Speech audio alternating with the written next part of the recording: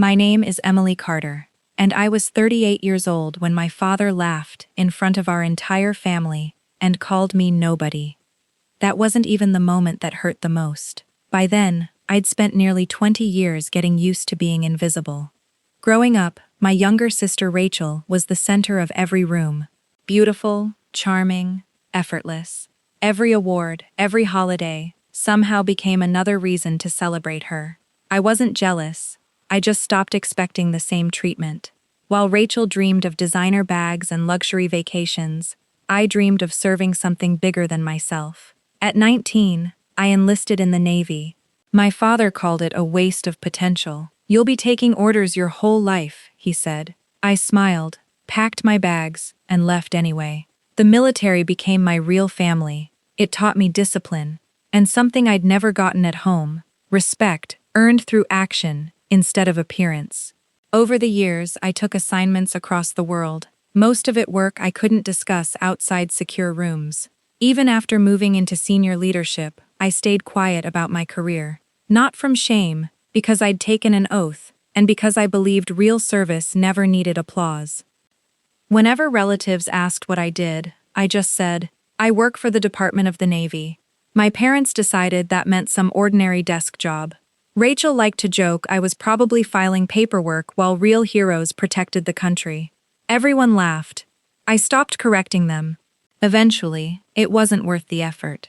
Then Rachel got engaged to Lieutenant Ethan Brooks, a decorated Navy SEAL officer with a record everyone admired. From that day on, my parents told anyone who'd listen that Ethan was the greatest military success our family had ever produced. Every conversation circled back to his deployments, his medals, his leadership. No one ever asked about mine. A week before the engagement party, my father called. "Your mother thinks you should come," he said flatly. "It'll look strange if one daughter's missing." Not because they wanted me there, because appearances mattered. I showed up in a simple navy dress, while everyone else admired the champagne and the engagement display. Relatives greeted me politely, then drifted back toward Rachel and Ethan. I didn't mind. Standing quietly near the refreshments was familiar territory for me. Then my father tapped his glass. He wrapped an arm around Rachel, beaming at Ethan. "Our future son-in-law deserves to meet everyone important," he announced. His eyes landed on me, and a smirk crossed his face. "Oh, before anyone gets confused, I suppose I should introduce my older daughter." A few chuckles rippled through the room. Then he shrugged, loud enough for everyone to hear. "She's nobody." The laughter grew. I took a slow breath and prepared to walk away quietly. Then Lieutenant Ethan Brooks looked directly at me, and his whole expression changed. For a second, nobody noticed. Everyone was still smiling, still expecting him to shake my hand and move on. Instead, he froze. His eyes narrowed like he was searching a memory he hadn't expected to need. Then recognition hit. Without a word, he stepped back, spine straightening, shoulders squaring, every motion suddenly precise, military. The room went quiet. Even my father stopped talking. Then, in one clean motion, Ethan raised a full, formal salute. "Good evening, Admiral Carter," he said, his voice calm and carrying. My father's smile vanished. "It's an honor to see you again, ma'am." Nobody laughed anymore. I could hear glasses being set down. I returned the salute. "At ease, Lieutenant. We're off duty." "Yes, ma'am." Only then did he lower his hand.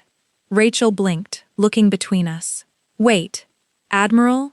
There has to be some mistake." "There isn't," Ethan said. My father forced a laugh. "Come on, son. You don't have to play along." "I'm not playing along, sir." No hesitation in his voice. I recognized Admiral Emily Carter the moment I saw her. Whispers spread through the room. My uncle frowned. "Emily's an admiral?" "Yes, sir," Ethan said, turning to face the guests fully. "Years ago, I attended an advanced joint leadership conference. Admiral Carter gave one of the most respected strategic presentations I've ever seen.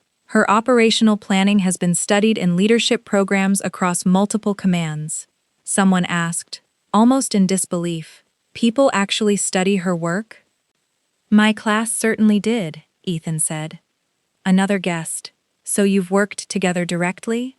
Not directly, he said, but a lot of officers spend years hoping for that chance.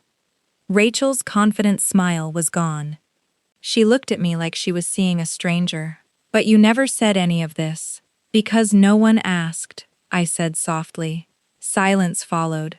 Not the awkward kind, but the kind that makes people rethink everything they believed 5 minutes earlier. My father finally spoke. If this is true, why would someone like Emily never mention it? I met his eyes for the first time that whole evening. Because respect loses its meaning the moment you have to demand it. No one had an answer. Ethan turned to my father, voice calm but unmistakably firm. Sir, I believe you've spent years underestimating the most accomplished person in this room. The silence that followed was louder than any of the laughter before it. The music had stopped without anyone noticing. Even the waiters had frozen mid-step. My father scanned the room, looking for someone to laugh along with him. No one did. For the first time in my life, he looked uncertain. Rachel broke first. Emily, why didn't you tell us? Not angry, just confused, almost desperate. I never hid anything, I said. Then why didn't we know? Because none of you ever wanted to know. It landed harder than I meant it to. But it was true. Every holiday, every birthday, every dinner had followed the same pattern. Everyone talked, no one asked. By the time anyone remembered I was sitting there, dinner was already over. I'd simply stopped competing for attention. Rachel lowered her eyes. I never realized. I know. Ethan spoke again, quieter this time. In the military, we learned something early. The strongest leaders rarely spend time proving they're important. A faint smile. They're usually too busy doing the job. Relatives started exchanging embarrassed glances. My aunt stepped forward first. Emily, I'm sorry. Then an uncle. So am I. One apology led to another. Not dramatic, just honest.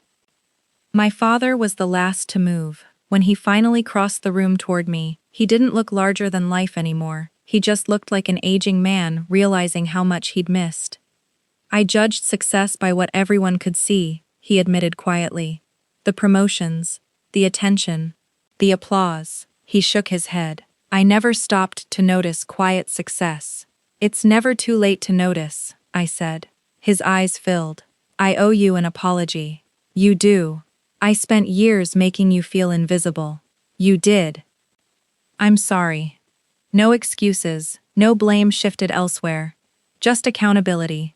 I put a hand on his shoulder. I forgive you. Hope flickered in his eyes.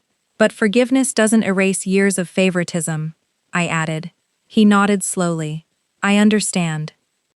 Rachel stepped closer. I'm sorry too. I know. Can we start over? I smiled. Starting over isn't about pretending the past never happened. It's about making different choices from today forward. I'd like that. The party eventually picked back up.